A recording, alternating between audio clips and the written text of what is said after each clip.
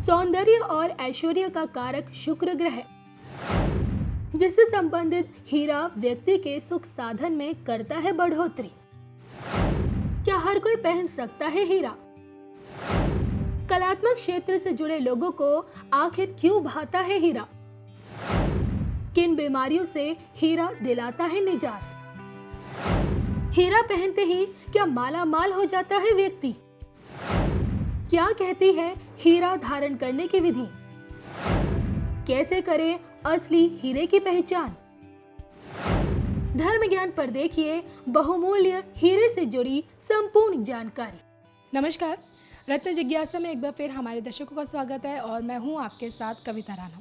अभी तक हमने बात की थी मूंगा, माणिक, मोती, पन्ना और पुखराज की, और आज हम बात करेंगे हीरा यानी कि डायमंड की। जी हाँ, किस लग्न के लोगों को डायमंड पहनना चाहिए और हीरा धारण करते समय क्या क्या चीज़ों का खास ख्याल रखना चाहिए, तमाम ज्योतिष से संबंधित चीज़ों को हम जानेंगे हमारे ज्योतिषाचार्य मयंक शर्मा जी से।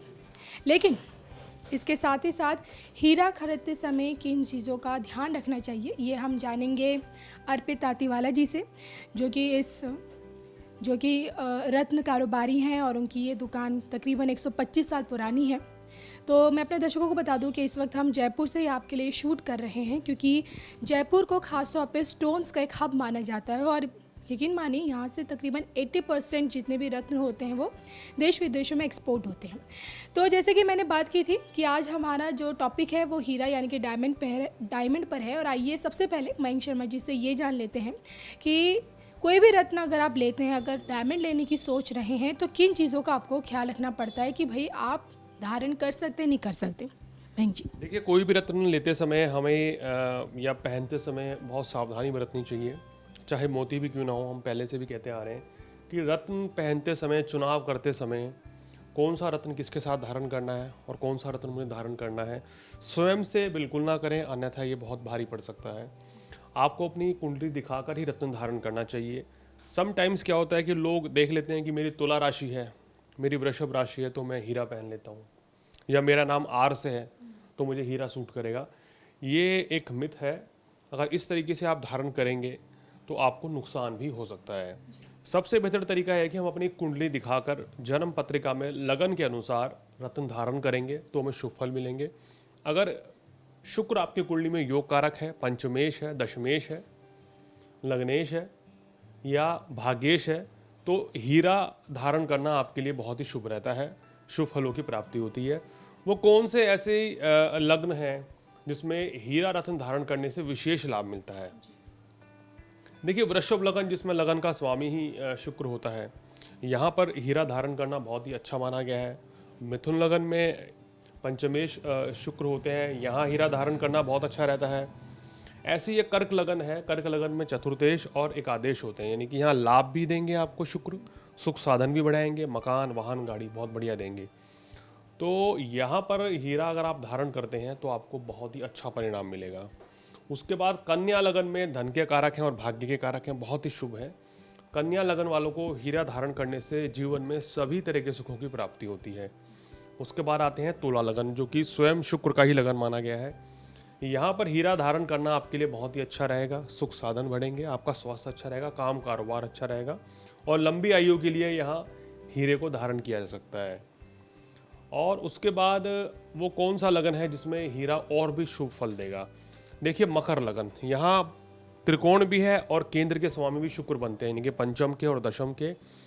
तो यहाँ हीरा धारण करना सर्वश्रेष्ठ माना गया है। मकर लगन वालों को तो हीरा, अगर आपकी कुंडली में शुक्र की स्थिति शुभ है या शुक्र आपका कमज़ोर हो गया है, अस्त हो गया है, तो आपको निश्चित रूप से हीरा धारण करना चाहिए। जीवन में सभी प्रकार के सुखों की प्राप्ति आपको होती है। और जैसे आमतौर पर कहा जाता है कि हीरा जो है सुख साधन, सुख समृद्धि के लिए, प्रोस्पेरिटी के लिए, आजकल हर कोई अपनी लाइफ को लग्जरियस लाइफ जीना चाहता है और उसके लिए सुख साधन कैसे बढ़ेंगे, लाइफ में रिलेशन कैसे स्ट्रॉन्ग होंगे, तो उसके लिए अगर हम हीरा धारण करते हैं तो हमारे प्रेम संबंध में मजबूती आती है, विवाह के योग बनते हैं, वैवाहिक जीवन अच्छा रहता है और संतान सुख की वृद्धि होती है, सुख साधन जीवन में बढ़ते हैं, आपके पास धन संपत्ति ऐश्वर्य बना रहता है। तो इसीलिए हीरा हर कोई धारण करने की चाह रखता है। तो उसके बाद कुंभ लगन आता है। कुंभ लगन वालों को भी हीरा निश्चित रूप से धारण करना चाहिए, क्योंकि यहाँ 4th हाउस के लॉर्ड होते हैं और 9th हाउस के, बहुत ही शुभ रहता है यहाँ हीरा धारण करना। तो ये कुछ ऐसे लगन है, इनको हीरा धारण करने से विशेष लाभ मिलेगा। और मेष लगन वालों को, सिंह लगन वालों को, धनु लगन हो गया, वृश्चिक लगन हो गया और मीन लगन, इन लगन वालों को हीरा किसी विशेष परिस्थिति में ही पहनना चाहिए, अन्यथा यहाँ पर शुक्र मार्केश होकर आपको रोग चोट बीमारी दे सकता है और गंभीर समस्याएं पैदा कर सकता है, आपके ऊपर गलत एलिगेशन भी लगवा सकते हैं। तो इन लगन वालों को सोच समझकर हीरा धारण करना चाहिए। मैं जैसे कि आपने कहा ना कि हीरा पहनने की चाह तो हर किसी में होती है, तो मैं आपसे ये जानना चाहती हूँ कि हीरा किन रत्नों के साथ नहीं जाता? देखिए, हीरा के साथ आप नीलम और पन्ना पहन सकते हैं, मोती भी पहना जा सकता है किसी विशेष परिस्थिति में अगर आपका तुला लगन है। लेकिन इसके साथ कभी भी हीरे के साथ आपको पुखराज कभी नहीं पहनना चाहिए, माणिक कभी नहीं पहनना चाहिए और इसके साथ लहसुनिया कभी नहीं पहनना चाहिए। गोमेद रत्न भी आप धारण कर सकते हैं। तो ये कुछ सावधानियां बरतेंगे तो आपके लिए बहुत अच्छा रहेगा। इसके साथ हीरा धारण करते समय क्या एक विधि होती है मतलब किस दिन पहनना चाहिए और किस तरीके से पहनना चाहिए, कितने रत्ती का होना चाहिए? देखिए, शुक्र का रत्न हीरा जो है, ये आपको शुक्रवार के दिन धारण करना चाहिए सुबह 7 बजे से लेकर 9 बजे के बीच में। और ओम शुक्राय नमः बीज मंत्र है, वैदिक मंत्र है साधारण सा। इस मंत्र का 108 बार आप जाप करके ये अंगूठी धारण कर सकते हैं या पेंडेंट धारण कर सकते हैं। और इसके साथ साथ आपको रत्न को गंगा जल कच्चे दूध से स्नान कराएं, घी का दिया अगरबत्ती जलाकर अपनी कोई मनोकामना मन में रखकर इस रत्न को धारण करेंगे तो विशेष लाभ मिलेगा। और शास्त्रों में लिखा हुआ है कि अगर कोई भी रत्न अभिमंत्रित करके पहना जाता है तभी उसका शुभ परिणाम हमें मिलता है। चलिए, ये तो हमने मयंक जी से जाना कि सुख साधन और विलासिता के कारक यानी कि शुक्र का संबंध जो होता है हीरे से होता है और हीरा धारण करने से किस प्रकार आप अपनी कुंडली में शुक्र को मजबूत कर सकते हैं, आपके भाग्य का उदय हो सकता है। लेकिन हीरा खरीदते समय किन चीज़ों का खास ख्याल रखना चाहिए? अब जैसे जो लोग नहीं खरीद पाते हीरा, आखिरकार हीरा का क्या सब्स्टिट्यूट है, ये हम जानेंगे अर्पित तातीवाला जी से। अर्पित जी, नमस्कार कविता जी।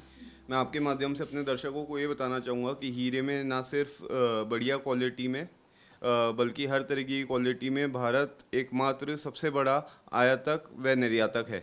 हम लोग रॉ मटेरियल सबसे ज़्यादा आयात करते हैं वर्ल्ड के अंदर और फिनिश प्रोडक्ट जो हीरे का है उसका 95% जो स्टेक है वो इंडिया के पास है जी, एक्सपोर्ट्स में। तो हम लोग बहुत अच्छा हीरे का एक्सपोर्ट कर रहे हैं इंडिया। और सबसे ज़्यादा कॉस्टली या सबसे ज़्यादा आप कह लें जो जेम स्टोन्स का राजा है वो हीरा ही है एक तरीके से जी।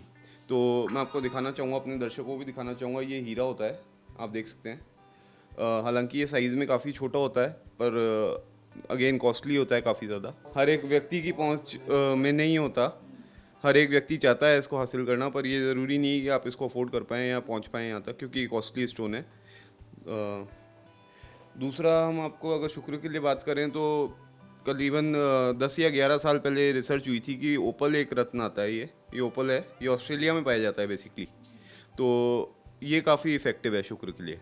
तो हम इसे सब्स्टिट्यूट मान सकते हैं डायमंड? बिल्कुल, ये सब्स्टिट्यूट है, पर हीरे की कंडीशन में ऐसा है कि हर एक आदमी इसको अफोर्ड नहीं कर पाता। तो एक शुक्र के लिए एक सबसे अच्छा जो विकल्प है वो ओपल साबित हुआ है। और कई सेलिब्रिटीज़ हैं, जैसे ऐश्वर्या राय जी हैं, अमिताभ बच्चन जी हैं, इन लोगों ने भी इसको पहना है, धारण किया है और रिजल्ट्स काफ़ी अच्छे पॉजिटिव पाए गए हैं। तो ऐसा नहीं है कि हीरे से ही इफ़ेक्ट होगा, शुक्र के लिए ओपल भी बहुत ज़्यादा अच्छा इफ़ेक्ट कर रहा है और काफ़ी जने इसको यूज़ कर रहे हैं शुक्र के लिए जब पहनते हैं। तो आप ये देख पा रहे हैं जैसे फायरिंग होती है, जैसे हीरे में चमक है उस प्रकार ही ओपल में भी चमक पाई जाती है। अलग अलग रंगों में ये आता है, ख़ास तौर पे शुक्र के लिए अपन यूज़ करते हैं तो वाइट रंग का ज़्यादा इस्तेमाल किया जाता है ओपल के अंदर और काफ़ी अच्छा इफ़ेक्ट होता है इसका शुक्र के लिए। चलिए, तो ये तो हमने अर्पित जी से जाना कि शुक्र को मजबूत करने के लिए जनरली लोग डायमंड यानी कि हीरा धारण करते हैं और जो लोग डायमंड धारण नहीं कर सकता वो ओपल कर सकते, उसका सब्स्टिट्यूट होता है। लेकिन अर्पित जी, साइड में आपने एक और रत्न रखा है, इसके बारे में कुछ बताइए। कविता जी, ये फिरोजा है। फिरोजा बेसिकली हीरा, शुक्र और शनि दोनों के लिए काम में आता है। सलमान खान जी, जो आप देखा होगा, काफ़ी जने पसंद भी करते हैं, उन्हें एक ब्रेसलेट पहन रखा है फिरोजा का, वहाँ से प्रचलन ज़्यादा लोग जानते हैं इस रत्न को। काफ़ी अच्छा है ये भी इफ़ेक्ट में। अपने हीरे की जगह शुक्र की जगह अगर अपन पहनते हैं तो ज़्यादातर सेलिब्रिटीज़ हो गए या फिर जो बड़े बिजनेसमैन हैं उन लोगों ने फिरोजा भी धारण कर रखा है शुक्र को अपने स्ट्रॉन्ग करने के लिए। यानी कि हम इसे इस प्रकार समझ सकते हैं कि अगर आपको अपनी कुंडली में शुक्र को मजबूत करना है मयंक जी, तो अगर अगर आप आर्थिक तौर पे काफ़ी मजबूत है तो आप डायमंड धारण कर सकते हैं, अगर उससे कम है तो आप ओपल कर सकते हैं या फिर फिरोज़ा। तो ये हमने मयंक शर्मा जी से और अर्पित जी से जाना है कि किस प्रकार डायमंड खरीदते समय किन चीज़ों का खास ख्याल रखना चाहिए, और डायमंड आपको सूट कर रहा है नहीं कर रहा है ये डिपेंड करता है आपकी कुंडली पर। जी हाँ, मैं अपने दर्शकों को एक बार फिर से बता दूं कि आप कोई भी रत्न धारण कर रहे हैं, आपकी ज़िंदगी में कोई भी परेशानी चल रही है, आप ऊंचाइयों को छूना चाहते हैं, कुछ भी हो, तो बिना अपनी कुंडली का विश्लेषण कराएं ना धारण करें, क्योंकि सिर्फ ऐसा नहीं होता कि आप राशि अनुसार आप धारण कर लें, लग्न अनुसार धारण कर लें। और अगर आप मयंक शर्मा जी का परामर्श चाहते हैं कोई भी रत्न धारण करने से पहले, तो आप बेझिझक स्क्रीन पर दिख रहे इस नंबर के ज़रिए उनसे संपर्क कर सकते हैं। और इसी के साथ हम सबको दीजिए इजाज़त, लेकिन आपको हमारा ये एपिसोड कैसा लगा प्लीज़ हमें कमेंट करके ज़रूर बताइएगा।